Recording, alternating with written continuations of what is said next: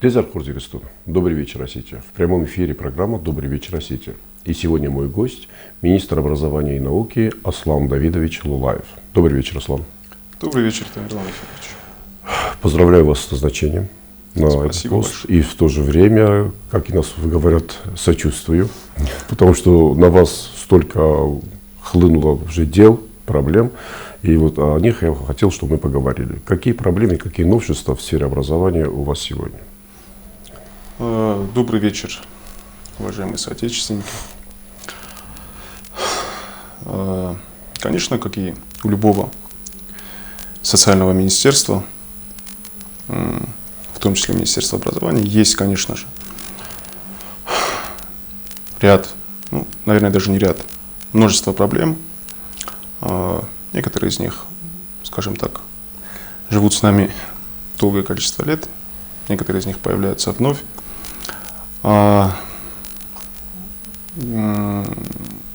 Позволю себе сказать следующее, что проблемы, на мой взгляд, на сегодняшний день важные, которые стоит решать, скажем так, оперативно, это, конечно же, проблемы в первую очередь, на мой взгляд, опять-таки, безопасности самих учащихся наших городских школ, районных. Я имею в виду противопожарную безопасность, антитеррористическую в том числе. Данный вопрос нами, конечно же, ставится.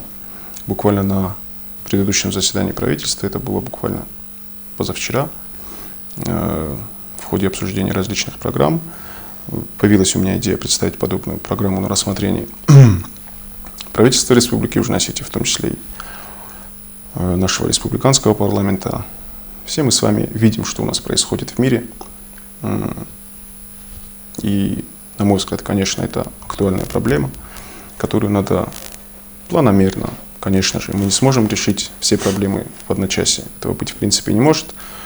Но, на мой взгляд, эту проблему надо озвучивать, ею заниматься. Я планирую в ближайшее время усилиями сотрудников Министерства образования, конечно же, представить данную программу на рассмотрение правительства. Актуальные проблемы, которые есть еще в системе образования, конечно же, это отчасти отсутствие предметников. Я имею сейчас в виду педагогического состава. Мы, наверное, где-то в течение последних 3 лет сталкиваемся с проблемой, что не можем найти тех или иных предметников. В принципе, я могу их даже перечислить. Самый дефицит каких предметов? Я сам был удивлен, этого не скрою, да. Очень сложно у нас найти педагогов географии. Да, про точные науки я не буду долго этому посвящать время, да, по ним тоже есть дефицит, это педагоги. То есть математики, физика. Физика, химия, математика, конечно, по ним тоже есть определенный дефицит. Да, и, к сожалению, на данный момент времени мы видим ситуацию, когда наша молодежь, она в принципе, я не имею в виду всех, конечно же, да, но особого рвения, тяги, да, наша молодежь не проявляет. То есть в школу идти хотят, не то что не все, а очень малая часть из той молодежи, которая выпускается у нас, приезжает из российских учебных заведений в том числе. В городе Цхинвал, в принципе, ситуация, скажем так, тоже, мы отслеживаем ее, да, и она, скажем так, не очень нас радует, но в районах наших республики, да, ситуация чуть хуже. Есть отдаленные села. Вот буквально на прошлой неделе у нас появилась проблема с педагогом математики в отдаленном селении Чавского района. Вот, и Не смогли в найти? течение недели, вот, ну, нет, к сожалению, не смогли. Да? Ну, мы понимаем, что село само маленькое, взять математика из-под земли не всегда удается. И не каждый захочет проезжать большие расстояния, да, чтобы проводить свои, ну, к слову сказать, 6 часов в неделю. А скажите, вот все-таки это же дальние села. Есть ли какие-нибудь льготы, чем у тех, которые в городе проводят свою деятельность? Есть, да, конечно. Чтобы их можно было чем-то заинтересовать, чтобы они туда поехали, работали заинтересовать там. Я не уверен, но подобная надбавка в тарифной сетке у педагогов сельской местности, она есть. Более того, есть надбавка за педагогам, педагогическим работникам, есть такое понятие, скажем так, приграничное состояние образовательного учреждения. Тоже есть такая надбавка. Вот. Но мы с вами понимаем, что в целом заработная плата формируется от нагрузки, то есть от количества проведенных часов в неделю. Если школа малокомплектная, да, там, значит, нет всех финансовых классов. Ну, под словом финансовый класс я имею в виду, то есть это полноценный класс, где есть ученики и где есть все предметы. То есть, опять-таки, мы вынуждены объединять классы, то есть первый, третий, второй, четвертый, да, и на выходе зарплата не всегда бывает привлекательной. Это мы тоже понимаем. Да, но процессы, которые у нас есть, к сожалению, они не останавливаются, идет у нас урбанизация, да, уезжает молодежь, и не только молодежь, из села в поисках лучшей жизни. И, к сожалению, мы с вами видим ситуацию, когда, в принципе, образовательное учреждение, так или иначе, по прошествию времени может прийти, скажем так, к самозакрытию. То есть в связи с отсутствием просто учеников? Да, к сожалению, да. И сколько вот на сегодняшний день вот таких случаев было? Ну, за прошедшие 2 года 2 случая. 2 случая, да? Да, закрытие образовательных учреждений. А те педагоги, которые там работали? Мы всегда пытаемся идти им навстречу. Мы в близлежащих образовательных учреждений, конечно, так или иначе пытаемся их трудоустроить, и у нас практически всегда это получается. Был у нас случай, значит, в селении Цорбис, это было, если я не помню, порядка 3 или 4 лет назад, где образовательное учреждение, школа закрылась, да, но была возможность перепрофилировать ее в дошкольное образовательное учреждение. Были там дети данного контингента, и мы сделали из него детский сад. Но когда, скажем так, не бывает таких возможностей, то, конечно, образовательное учреждение закрывается. Я, в принципе, сам сторонник того, что при закрытии школы, скажем так, это очень большой минус самому селу, где оно находится. Да? Зачастую жители данного села, единственное место, где они могут найти себе работу, это бывает вот то или иное образовательное учреждение. А эти педагоги, которые просто остались без работы и трудоустроены в других школах поближе к селам, есть доступность им туда доехать, или это за их собственный счет, или как? Значит, на сегодняшний момент времени я не готов ответить на этот вопрос, как ситуация обстоит сейчас, но была программа, когда педагогам эти расходы компенсировались. Да? То есть это буквально если было... вот дети есть, ну, их можно было просто в другую школу перевозить, автобусы есть у вас такие школьные автобусы? К сожалению, школьных автобусов у нас нет. Данная проблема у нас тоже есть в системе образования, да, когда те же самые учащиеся городских школ добираются из селений. Ну, ни для кого не секрет, что у нас из ближайших селений дети посещают городские школы. Более того, законом предусмотрено, что учредитель образовательной организации несет на себя ответственность обеспечить подвоз данных учащихся. В силу отсутствия, и, конечно, и у самого министерства, и у данных учредителей, да, я имею в виду районные и городские администрации, не бывает такой возможности, чтобы под учащихся выделить автотранспорт. И мы пользуемся услугами нашего управления автотранспорта. Но этот автотранспорт, он везет как и учащихся, так и, скажем так, граждан нашей республики. Сталкиваемся мы с этой проблемой. Наш Цхинвальский многопрофильный колледж тоже посещают студенты Цхинвальского многопрофильного колледжа. Определенная часть этих студентов, они добираются с сельской местности. Конечно, есть у нас в этом плане тоже проблемы. К сожалению, на сегодняшний день полноценного общежития у колледжа тоже нет. То есть в бывшем общежитии, где сейчас находятся у нас вынужденные переселенцы еще с 90-х годов, вот, там у нас, грубо говоря, отремонтировано 2 комнаты под нужды наших студентов. Да, ну, это создает тоже большие проблемы в целом и по набору студентов, потому что мы с вами представляем, да, не каждый будет ехать с села, чтобы посещать занятия и в тот же день возвращаться обратно. Тем более, если это отдаленное село. Энтузиазм пропадает после абсолютно, месяца. Конечно, это мы тоже прекрасно понимаем. Данный вопрос так или иначе будет нами прорабатываться, потому что... Скажите, а вы обращались вообще за помощью, например, к Северной Осетии? Может, там есть специалисты, которых нет работы, чтобы они могли переехать сюда, здесь пожить и поработать педагогами в школах? По тем специальностям, которых нет. Ну, нет, я буду честен, в Северную Осетию мы с данным вопросом не обращались по трудоустройству, но обращались к нам.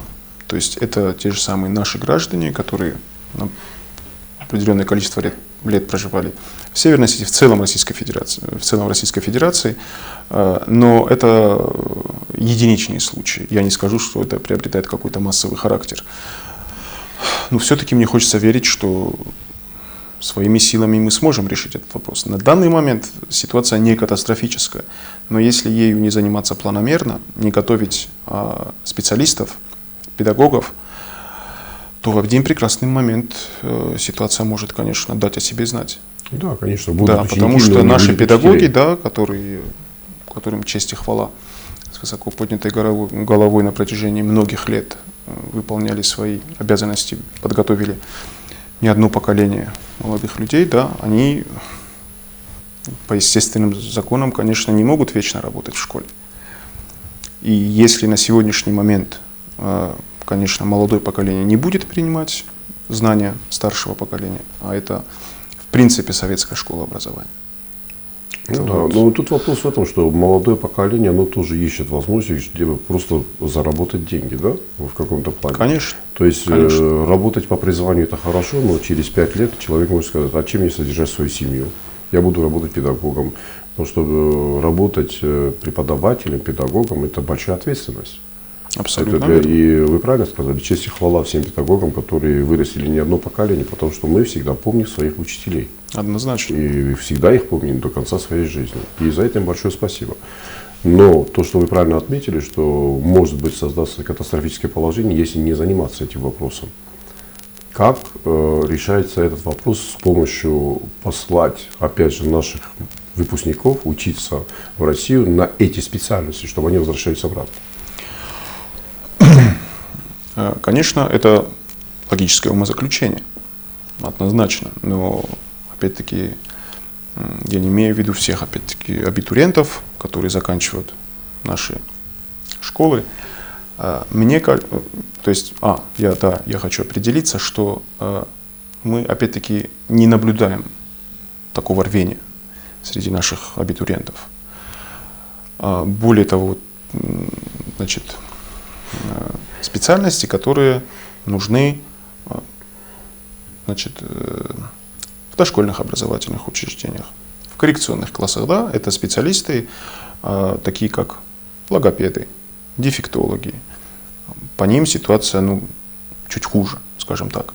Мы добились того, чтобы нам выделили профильные места в высших учебных заведениях Российской Федерации, но, к сожалению, не смогли найти желающих.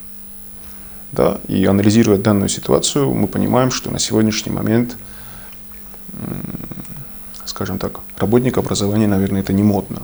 Или люди не видят перспективы достаточных возможностей, да, зарабатывать, ну, скажем так. Я думаю, что это вот краеугольный камень в этом плане. Да. Я думаю, что если, например, и это должно, и возможности должны найти, чтобы педагог должен быть самым высокооплачиваемым человеком. Я согласен, да, полностью с вами, Тамерлан мы Ефимович. своих детей отдаем в руки педагога, который из них в будущем будет делать человека. И в этом плане здесь никакой жалости не должно быть в отношении, что вот 100 тысяч это должна быть минимальная оплата, 100 тысяч, чтобы вы просто понимали, что туда надо идти. И идти туда надо уже и рвения будет. Я так думаю, что может кого-то покажется смешными фантастикой, но давайте подумаем реально. Мы думаем над этим, Тамерлан Ефимович. Более того, я, ну, скажем так, небольшую завесу приоткрою. Есть у нас на сегодняшний момент понимание, допустим, по тем же самым молодым специалистам, работающим у нас в районах, да, где ситуация не лучшим образом на сегодня складывается. Мы начали готовить порядок, значит, финансового обеспечения молодых педагогов в районах, в наших республиканских районах. Что это подразумевает? Это люди до 35 лет. Значит, согласно законодательству, молодой человек у нас считается человек до 35 лет, который ведет педагогическую деятельность, и им за то, что они такую работу делают, будет определенная надбавка. Сумму я, к сожалению, сейчас озвучить не могу, потому что все это на стадии проработки. Это один из стимулов, которые мы предлагаем. Это должен быть обязательно стимул. Один из стимулов. Но в целом кардинально ситуацию одна эта мера, она не изменит. Это мы тоже прекрасно понимаем. То есть подход, он должен быть комплексный. И я уверен, что он будет, потому что данная задача, она в числе приоритетных в целом у нас в республике. От этого зависит будущее. Будет, конечно. Это будет наше будущее. Мы должны вкладываться сейчас в подрастающее поколение, а это через педагогический состав. Через однозначно, потому что другого не дано. Другого у нас нет. Это мы тоже прекрасно понимаем, да. Есть проблемы, конечно, но нет проблем, из которых нет выхода. Единственное, скажем так, единственный атрибут – это лоббировать, продвигать данные вопросы вперед. А насчет вот сделать его модным и престижным, я думаю, что тут и средства массовой информации должны помогать. Вот почему у нас, например, на сегодняшний день нет такого конкурса «Педагог года», открытого конкурса, с дальнейшим его там посвятить этому педагогу концерт, дать ему премию, дать ему все возможности, чтобы все вот эти 350 или там 500 человек в зале, которые сидят, увидели, что вот как чествуют педагога, который стал лучшим педагогом года. Тамерлан Ефимович, ну да, ощущение дежавю у меня складывается. Да, буквально на прошлой неделе, значит, в первый свой рабочий день у нас состоялся разговор с нашим управлением дошкольного и общего образования. Ну, то есть замалчивать проблемы, это не означает их решать, на мой взгляд. Ну, да? У нас программа «Педагог года», она в министерстве, я просто боюсь ошибиться, ну, 2 года точно. Она у нас в министерстве была, то есть на нее были заложены деньги в бюджет. Деньги по меркам, наверное, на тот момент тоже были неплохие, да, ну, плюс-минус до 100 тысяч, условно. Да. У нас не было заявлений. То есть принять участие в этом конкурсе? Да. Да. А так нету такого общественного совета или вот у вас в Министерстве культуры, который само просто определяет педагога такого? Нет, ну, Тамерлан Ефимович, желание участвовать в конкурсе, оно должно быть добровольным, да. То есть, так или иначе, мы сторонники гуманности, заставлять людей мы не можем. Определяя человека года, всегда не ориентируется, что он подаст заявление, а просто... Ну, там есть тоже порядок, конечно. Порядок, да. То есть, есть определенные критерии, которые педагог должен пройти. Более того, это педагог, который педагог-наставник, да, который за собой должен оставить такой шлейф и помогать молодым педагогам. То есть эти требования, эти критерии, они определены, они тоже должны быть. Второй вопрос может быть, ну, не могу я точно сказать, почему не ходят люди, но вот буквально в продолжении своего разговора на прошлой неделе, в пятницу, обсуждая данный вопрос, мы все-таки остановились на том, что данный конкурс должен быть. Пусть школа однозначно. Своего кандидата. Да, пусть подходы мы к нему сейчас раскрывать. Ученики и учителя выдвигают, что это наш лучший учитель. И все, должно это быть. Да, вот те, скажем так, традиции, которые были, мы все равно будем возрождать. То есть педагог, как бы то ни было, когда произносят слово в целом образование, да, кто перед глазами становится? Это педагог. Конечно. Да? То есть мы прекрасно понимаем, что функция, миссия очеловечивания детей, миссия гуманизма, она возложена на педагога. Это только на него. И, к сожалению, мы видим ситуацию, когда так или иначе наши педагоги, конечно, скажем так, подвергаются и критике со стороны родителей. Тоже ни для кого не секрет. Бывает в целом нездоровая ситуация и в самих образовательных учреждениях. Да? И педагог, он беззащитен в целом. Вот на сегодняшний день, если мы возьмем наше законодательство, то обязанностей у педагога очень много. Их очень много.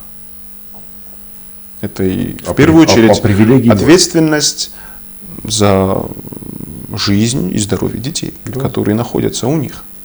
Да? И начиная с 1 класса, заканчивая в целом до 11, они за них ответственны. Да, и в продолжении разговора, конечно, прав не так много. Да, это мы тоже прекрасно понимаем. И в целом, конечно, я буду ставить эти вопросы. Однозначно я их буду озвучивать и работать над этим вопросом. Вопрос о воспитательной работе с детьми в школах. То есть какая ситуация сейчас там в школах? Есть ли у нас там трудные подростки, дети? Или есть, то есть какая здоровая ли обстановка в школах? Тамерлан Ефимович, да, вот за, скажем так, свою трудовую деятельность в целом в Министерстве образования, в образовательной, то есть будучи работая педагогом в школе, да, то есть, конечно, я был сам свидетелем тому, что мне трудно подобрать слово, да, как это позвать. Вот такие инциденты, они у нас случались, к сожалению, к большому сожалению. И мы видели даже зачастую мнение общественности. Куда смотрели педагоги, куда смотрела школа, почему такие на самом деле дикости, да, происходили. И если раньше это были единичные случаи, то, к сожалению, на сегодняшний момент они приобретают какую-то постоянность. И это очень тоже настораживает и в целом иногда выбивает из колеи. Я еще раз повторюсь, да, обвинить педагога легко, конечно, куда вы смотрели, как вы не уследили. Но мы должны понимать, что общество в целом, так же, как и тот же педагог, на мой взгляд, это в первую очередь родитель. Да. Да? Мы должны понимать, что есть и семьи в трудных жизненных ситуациях, когда зачастую родители не уделяют должного внимания воспитанию своих детей. И вот этот институт общественности, на мой взгляд, должен принимать самое активное участие. Но мы с вами тоже видим ситуацию, когда заместо того, чтобы поддержать, да, оказать какое-то содействие, наблюдается такое, мягко скажем, отреченное состояние. И эта ситуация, она тоже не радует. Мы в плане подхода к системе образования, в плане учебных планов, как вы правильно подметили, в плане законодательства, над этими вопросами тоже, конечно, работаем. В ближайшее время планируется внесение изменений в закон об образовании, в частности, в нагрузки педагогов.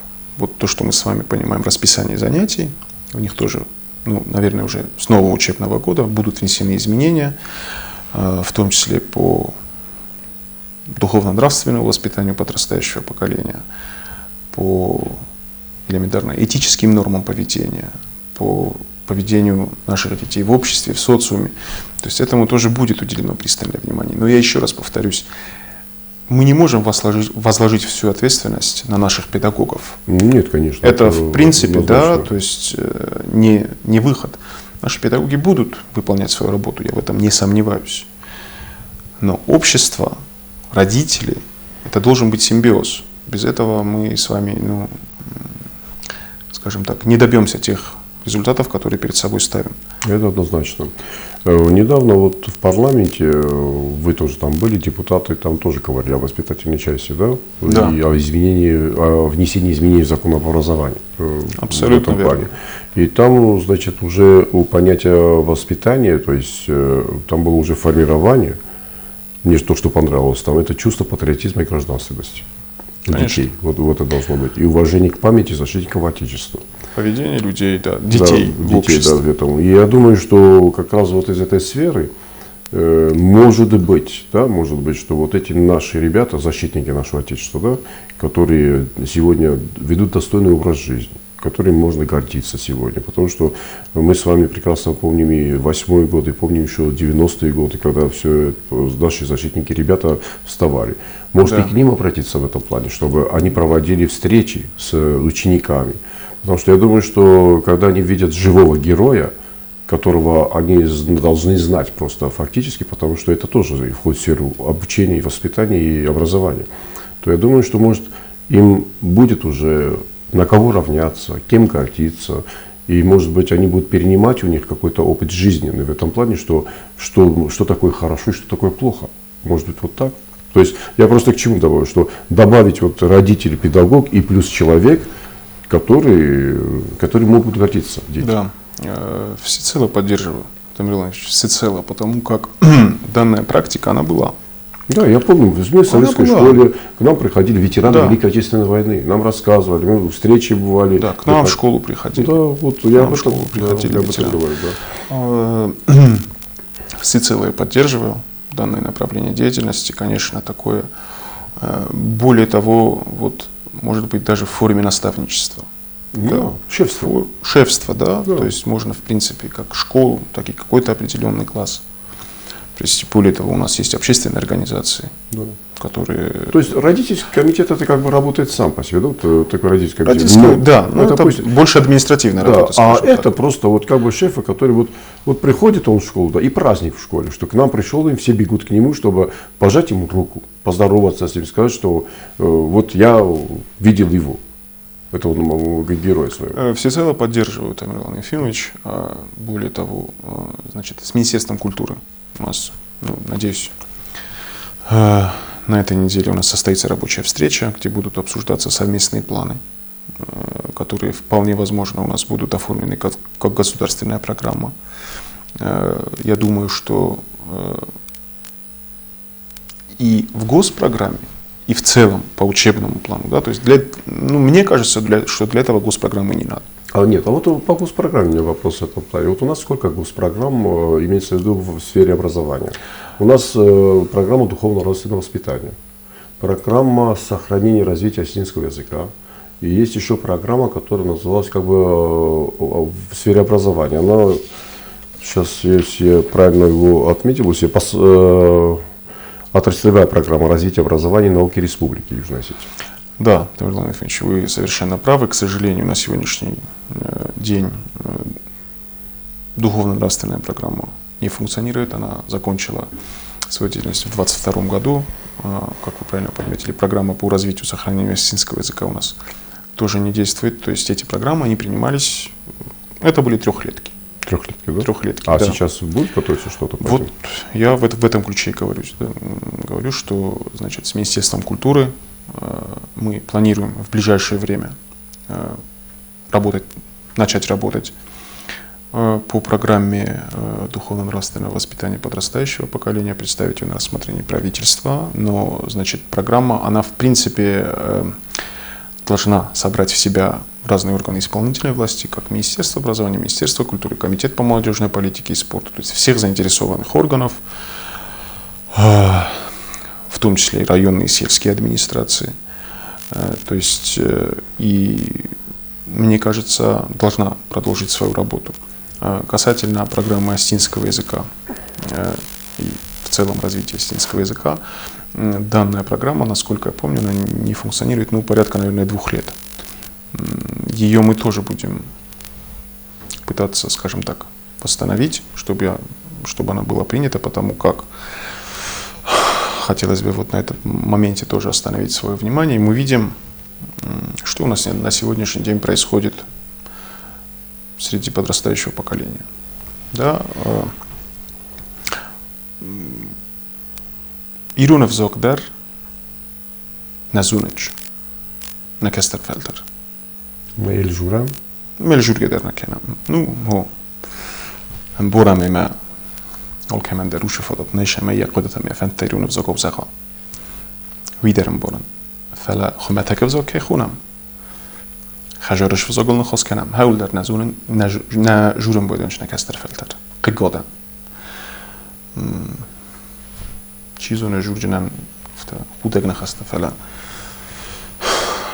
قگم مفاد بیره ورزن نشگات سخکت نشگات فسمرتنه فلا بون و نشگات ایرستونه شووریز مخمدر و شوور قلم کسر آب فاس رستج جنگرگی یرن کننت جغدمد جنگرگ شهده نکوس که کنم نکوس خویا بنام نکوس وما بلدوی مخدق ما بدن و خم خبرت افدیسن کدام خجار در جورن شو رساق بزاقل نسن وای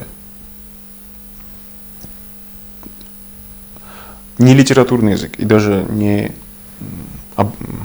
обывательский, да, но вот люди заставляют себя перешагивать через себя, не могу понять, но понимаю одно, что в ближайшее время нас ждет нерадужная ситуация.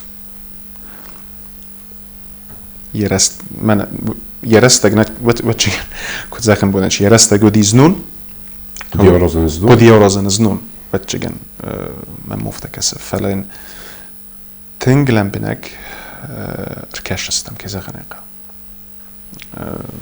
Felhote kenem, akharod az nem felt kene. Menem a duemei der niste, ofta mei akhar faujinis nishkolot. Ama قدرتی مرا خیچستم.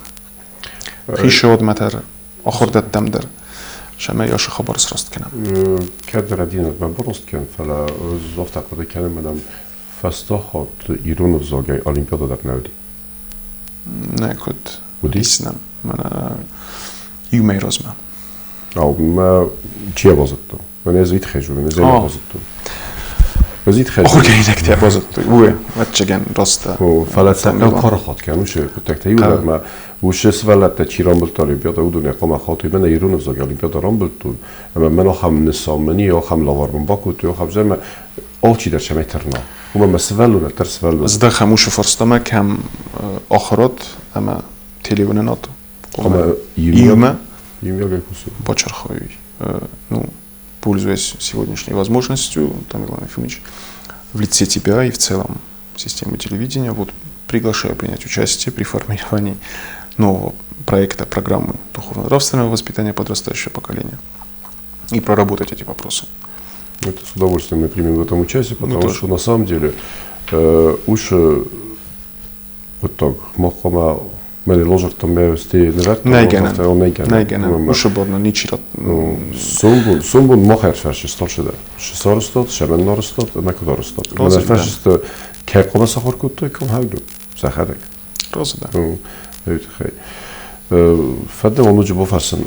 Ve kad İran uzak var, xastastan ne? Ve İran vzage učebnikte. Saharkuttan kudu. İran vzage учебниките. Куда зунам офтамей на школата, обулубуна мидек охор шанч, мана на куда загон на охор генджета битарт зуя Александрович згде خصیمش چینگوته ما خرگوندر شده است. هاوش چینگوته. بمدرن که زغنه قا سرازم باید فرصتها کدوم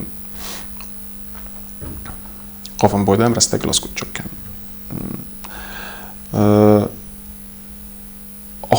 Fitçek lastem idek. Mana axir tetrat kusene tetrattek khunam. Hudun az yazma. Boramej sevelunen erattam, vidzę fis zadani tarazu. Hudun az yazma quma mخرجون شوي. Sevelun الباكوستا در sevelun ما لفردن نالبز. نالبز. من рабочий тетрадке خود شو. او рабочий тетрадке خونم ابی. وش کستر شمای نوگو خرازما افتیازم آرستر شوی.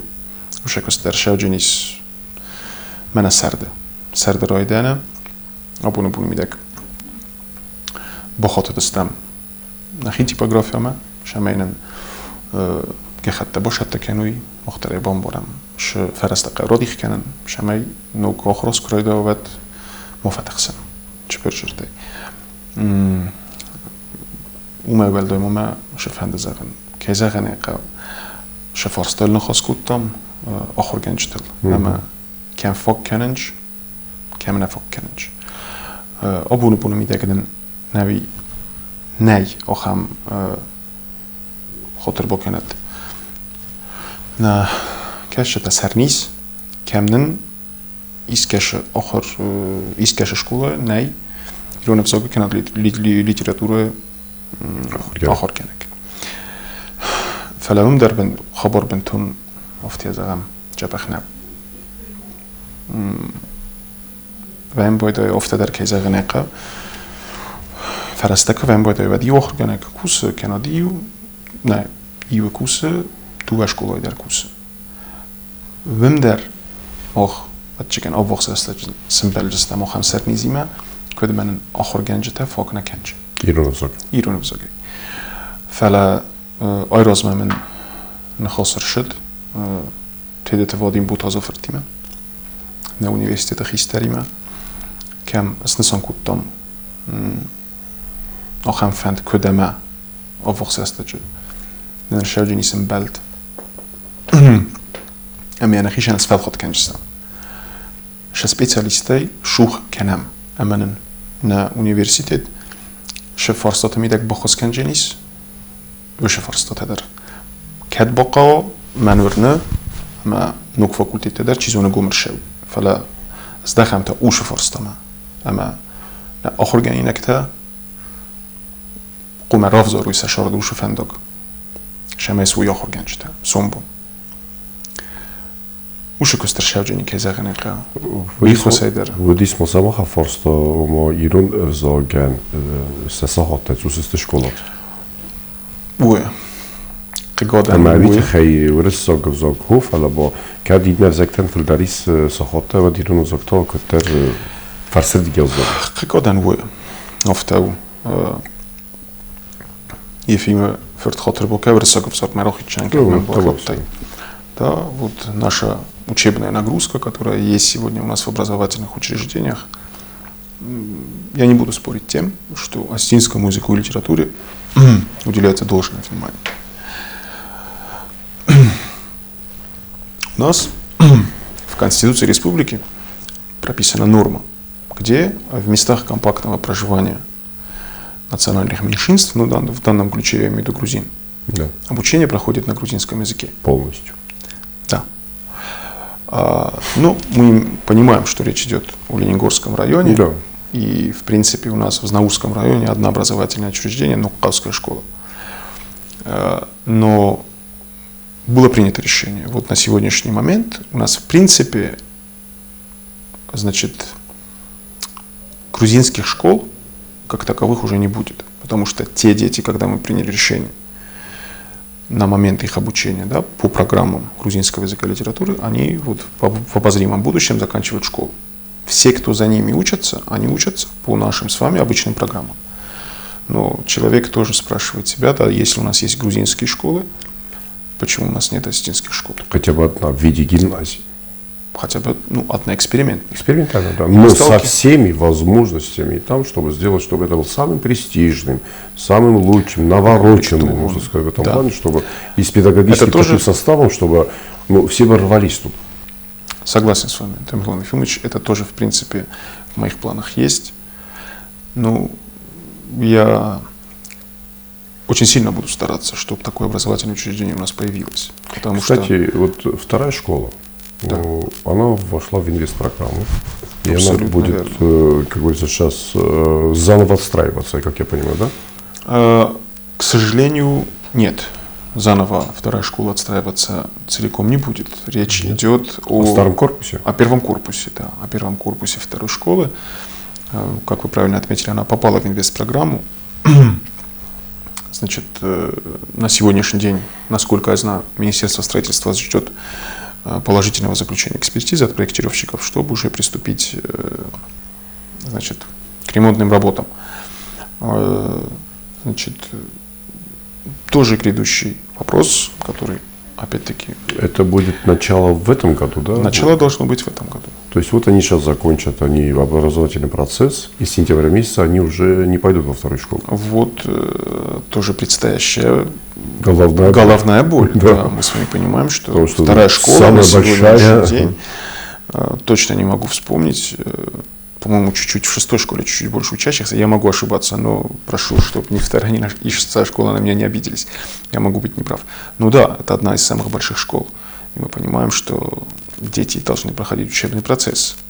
Мы рассматривали возможность перехода этих детей, получается, во второй корпус. И чтобы временно дети учились в 2 смены. Но решение пока не принято, и, скажем так, есть очень много вопросов, на которые мы должны получить ответы, потому что в здании проходит учебный процесс, а рядом работает перфоратором. То есть вот эти моменты тоже. И сможет ли второй корпус разместить такое количество детей? Есть у нас третья школа, новоотстроенная. Да, она есть, но, к сожалению, на сегодняшний момент даже в той же самой третьей школе физически нету свободных мест. Уже. Нет. При открытии тоже была ситуация подобная. Да? Вот этот момент он тоже есть, и он отчасти радует, потому что... И сколько времени займет строительство нового корпуса? Не могу вам сказать конечной инвестиционной программы я, к сожалению, не видел, но когда речь шла при мне, то есть чиновники, курирующие данный вопрос, в том числе из Российской Федерации, говорили об одном финансовом годе. Честно сказать, нет. От сентября до сентября. У нас звонок в студию. Алло. Алло, мы вас слушаем. Дезерта курс.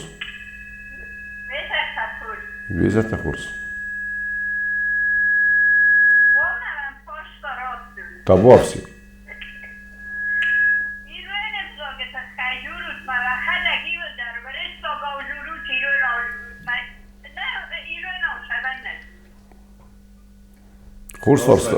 Kurs var stav.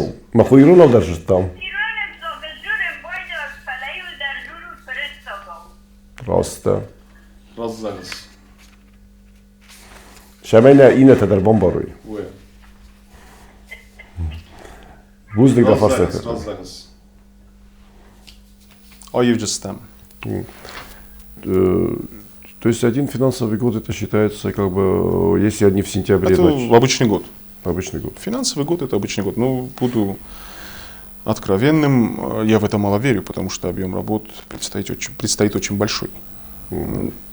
Тут вопрос всецело дается на откуп строителям. С нашей стороны мы будем только рады, если вопрос в таком ключе решится. Насколько я помню, несколько лет назад обсуждался даже вопрос об единой школьной форме. Абсолютно верно. И вот как этот вопрос начал застыть? Вопрос, в принципе, как, по моему мнению, да, вот, единой школьной формы республиканской, мне кажется, что вопрос в таком ключе решать будет неправильно. А если каждая школа свою форму? Вот, абсолютно верно. Каждое образовательное учреждение имеет полное право определять нормы, по которым оно работает, часть из них даже прописывать в уставе, часть из них закреплять отдельными нормативными правовыми документами, да, в том числе и по форме. То есть посредством родительских комитетов, посредством самого педагогического состава дирекции школы вправе принимать эти решения. Более того, насколько я знаю, ряд образовательных учреждений изготовили, пошили свою символику в виде гербов, значков и до сих пор ими пользуются. К нам обращались с подобным вопросом, чтобы в принципе разместить государственный заказ на изготовление одной школьной формы, но мы должны с вами понимать, что, во-первых, и возможности, к сожалению, у наших граждан не все одинаковые, и, скажем так, всех грести под одну гребенку тоже, наверное, неправильно. Мы должны оставить возможность выбора руководителям наших образовательных учреждений. То есть и к предъявляемым параметрам, и, скажем так, к пожеланиям тех же самых родительских комитетов. Да? Ну, я имею в виду непосредственно нюансы. То есть как будет выглядеть, как будет пошит. То есть эти моменты, они, на мой взгляд, должны быть отданы руководителям образовательных учреждений. То есть для всех предъявлять одни стандарты на сегодняшний день, мне кажется, это неправильно. Как вы видите для себя проведение последнего звонка и бала выпускников? Это будет как бы в чине министра, как вы это для себя видите? Вы застали меня врасплох. Да, самый большой, говорится, праздник, который... Вы застали меня врасплох, я еще раз повторюсь, да, я пока что работаю неполную неделю. Я еще не думал над этим вопросом, Тамерлан Ефимович, я буду честен, да, еще не довелось, но, конечно же, я буду принимать участие в этом мероприятии, будет соответствующее распределение и от руководства республики по школам, так что дождемся этого распределения. Однозначно, конечно, будем посещать, ну, все мы не сможем посетить, конечно, образовательные учреждения. Кстати, да, хочется отметить, что на сегодняшний день планируемая дата организованного окончания учебного года намечена на 24 мая. 24 мая. На 24 мая. Вот. Думаю, изменений с этим вопросом уже не будет, но оговорюсь, приказы мы еще не сдали, да, но я думаю, что это будет так. ЕГЭ. Как его будут сдавать в этом году и каков процесс будет? Как будет проходить процесс? ЕГЭ. Опять во Владикавказе или здесь будет проходить? Уже во Владикавказ. Уже. Они уже были во Владикавказе. Были уже, да. Значит, ну, Тамерлан Ефимович, мы с вами знаем, что ЕГЭ у нас в республике сдают по желанию.